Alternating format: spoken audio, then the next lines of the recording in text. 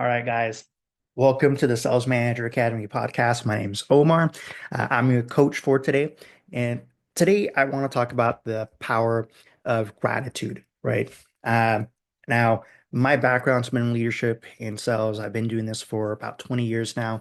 Uh, I grew up majority of my time in the wireless retail space. I've done work in premium audio and video, as well as premium appliances, and the insurance industry. So I kind of have different facets of my career that I use where I've helped others, I've grown territories, I've grown teams, grown markets. And this is where I'm taking that information and sharing it with y'all so that you guys can take it and run with it. And today I want to talk about the power of gratitude and what that can do. Now, I do want to focus on three things that you'll be able to do and take away to use for yourself, to be able to help yourself, to help others. Uh, and this is something that I think is a up there like a number one habit. It's a habit that all top performers, all top leaders use to stay motivated and lead their teams, lead themselves. Uh, and it's super simple. You will never think that something like being grateful, writing things down that I'm grateful for will have such an impact, but it does. Uh, Now I get it. In spaces like, say, wireless retail, you're not working with a lot of people. You're typically, if you're a store manager, you might be one in two, one in five, maybe. I've had locations that were, one in 10, one in 17, as far as like a manager and the number of people working. So if you guys are in the authorized retail space, you know that those are bigger locations. And I've had a, plentitude of those under my belt that I've worked with, that I've grown it as part of my market. Um, and I get it. Pressure is high. Pressure is high to perform always in sales. Uh, Wireless retail is a little bit, particular because it's not a retail space as though most people look at it. It's really a service-based industry that also sells hardware, that also sells, items from a retail perspective. It's true service. It's true product is an actual service product. Um, but because of that, they have multiple KPIs that they need to hit. And it's everybody always talks about that it's fast paced, right? Fast paced doesn't mean that it's fast paced. Fast paced means that there's a bunch of fires happening left and right, that you got to take care of. And when you're not grateful for things, it's very easy to fall into a negative mindset and focus on the things that just suck, the things that don't work. Um, the reasons why, I don't like being here, I don't like my teams, and yada yada. Uh, and that burns you out. Being in that negative mindset is an easy way to burn yourself out, burn your teams out, and you just not want to be there. That's why practicing gratitude is such a game changer. Now, let's go ahead and break down how we can transform our mindsets, our leadership style, as well as our team's performance through the act of gratitude. Now, gratitude, it shifts your focus to what is working instead of what's not working. My teams have known me in the past as the 80-20 guy because I focus on solutions rather than problems. I spend 20% of my attention on the problem, right? I acknowledge the problem.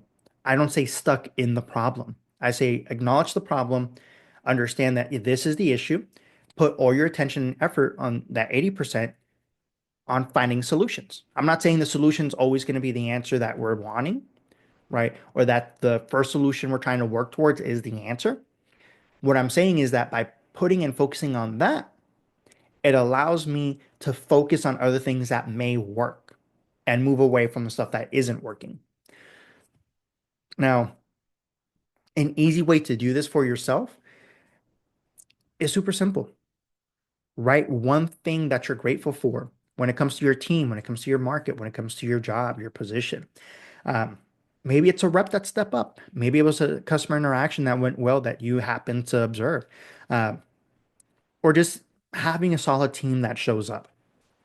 Write something down. It doesn't have to be super in depth when you're working at it at first. Okay. It takes practice to get there. So just jot something down that you're grateful for. The key to this is that you can't repeat the same thing twice. So every day is going to be something new that I'm grateful for when it comes to my team, when it comes to my career, when it comes to my job, when it comes to my company. It's something down, something simple that you're writing down. Okay. Uh, it could be something like I worked with the store manager who started doing this particular action, and hey, within 2 weeks, their mindset shifted. Okay. It went from, hey, this individual is just not solid to they turned the individual's performance around, right? Because they spend a little bit of time coaching that individual, spend a little bit more, time and effort in training them, in developing them, and now they're a top performer. Now they're on pace to surpass quota. Okay. The first thing you have to do, you got to write it down. Write down what you're grateful for. Then from there, as your gratitude improves, so will team morale and performance. And the reason is when you're being negative about things, when you're focusing on what's not working, on the deficiencies of the team, that's what they're focusing in on. That's where their mind is stuck, especially when they see you walking through the doors or they know that you're going to be there. They know that it's going to be negativity. They know nothing positive is going to come out of your visit. But when you start focusing on things that you're grateful for when it comes to the team and you mention it to them, right? You bring it up in passing in conversation, like, hey, uh, you know, that interaction you had with the customer that other day, just want to say it was really great. I enjoyed how you turned things around. You kept them from, being upset. And keep the things they did not do, right? Don't be like, I know that you didn't offer this, this, and this. So that's what we got to work on. Focus on, I liked how you changed the interaction. You took it from a negative to a positive. You ended up, I like how you offered this, this, and this. Focus on the positive. The reason, the reason is when your team starts to realize that you're seeing the positive that they're doing, that kind of gives them a little bit of a endorphin rush. It's the craziest thing, but it works. Think of it for yourself. When you're having a shit day and somebody just happens to, casually compliment you on maybe a shirt, your shoes, your fit, on something, right? You weren't expecting it and they compliment you on it. It lifts your spirit. It's like, I might be having a bad day, but you know what? Hey, thanks for the compliment, right? It's the exact same thing for our teams. You're focusing on the stuff that they're doing correctly, on the stuff that you're grateful that they're doing. And they're going to want to do more of that because they're knowing and they see that they themselves are on the right path. They may have not known it before. They may have not like realized, hey, I'm struggling. And you start really focusing on like, hey, you're doing great. I love, and you're being specific, right? I love how you turned this around. You took this customer from this to this. You offer this, this, and this. It was a great way the way you pitched it. Cool. You start focusing on the positive and they start taking that in and they start wanting to do more. Uh, when you can also ask them little things like a win that they did for themselves, something that they appreciate, maybe about another teammate as well, right? Because once they start seeing the positive in themselves and the team, it starts to build that confidence within them. It's really motivating. And that's where you start building a culture. And not just a normal culture, but a culture where people want to perform. They want to show up and they want to bring the energy because this is a place where it's positive for them. You don't know what they have going on in life. You don't know that maybe they're going through a shitty relationship. They're going through some family problems. And this is that space where they can get away from it and actually have a sense of self, have a sense of pride, have sense of belonging, um, have that confidence that this is where I'm shielded from the rest of the world. Okay. It's the craziest thing, but psychology shows it works. Uh, now, the other thing that you want to focus on when it comes to writing things down is the fact that by writing things down, it's reinforcing certain beliefs within you, right? Um, it reinforces certain leadership traits as well that you're going to start noticing. Because it's not just about your team. Maybe you're grateful for the way that you helped develop somebody. Maybe you're grateful for how you did the coaching session with such and such person on your team.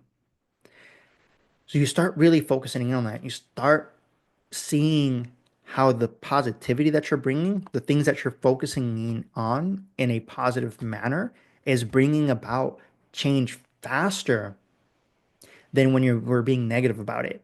When you go into a meeting, a coaching session, and you're just berating somebody, you you may think that, you know what, people don't want to be berated, they don't want to do stuff that's going to be negative. That's not how you get great performance. That's how you get shitty performance, and that's how you get people burnt out, and that's how you get bigger churn. I'm not saying be BFFs with people. We don't want to be people's best friends. We want to help them grow and develop. We want something better for themselves. You want your team to have better opportunities than you did. It's hard to believe sometimes, right? But when they understand that you want better for your team than what you had, just opens the doors for better performance. Uh, and you may think, all right, well, as long as I think positive, it's not about being positive, it's about being grateful. And when you write things down, you start to reinforce that gratitude and you are practicing the act of gratitude. Uh, here's the thing, if you don't write it down, you're going to forget it and you're going to easily forget it. Psychologically, it's something about the act of writing things down that not only reinforces and it pretty much ingrates us or uh, gets ingrained in you, but visually, as you write it down as well, you're replaying it, you're reliving it. It's almost like a virtual role play, but your mind doesn't know the difference, whether it's being real or not, whether it was something that I just did right now or something I did 3 years ago. Your mind doesn't know the difference, and it takes it as though it's another event in your life. And that's where you start to really reinforce those. So you start seeing a lot of change. You start seeing a lot of impact that at first happens little by little, but then just like a snowball effect, you're seeing more positivity happening. You're seeing more positive outcomes, more positive performance, positive behaviors than you were before. And that's where you start seeing more impact for you as a leader in your performance personally, your team's performance. And that's where you start seeing your leadership the way they speak to you is going to change because it's no longer focusing on negative.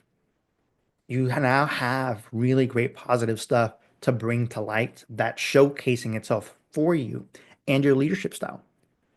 And it's because you took a step forward. It's not going to be the only step, but it's a step forward that's going to make everything else so much easier for you and your team. And more importantly, for you as a leader. So remember, gratitude, it shifts your focus to solutions, not to problems. So you're going to be focusing in on more of the solutions than focusing in on the problems themselves. It's going to help improve the team morale that you have. And it's going to also improve the engagement that your team is bringing to the table. And writing it down reinforces your leadership discipline because you're going to really start seeing your leadership style and methodology come to fruition. So be a great leader. Don't just focus on numbers. Focus on people and focus on the mindset. This simple habit helps you lead with confidence and clarity. So, if you want to take your leadership skills even further, I'm going to leave a link in the comment section in this video description section so that you can grab my 15-minute coaching framework for free at salesmanageracademy.com. And you can start coaching your reps like a pro. So drop a comment, if you're committing to this practice of gratitude this week. All right, guys. Thanks for tuning in, and I'll catch you on the next one.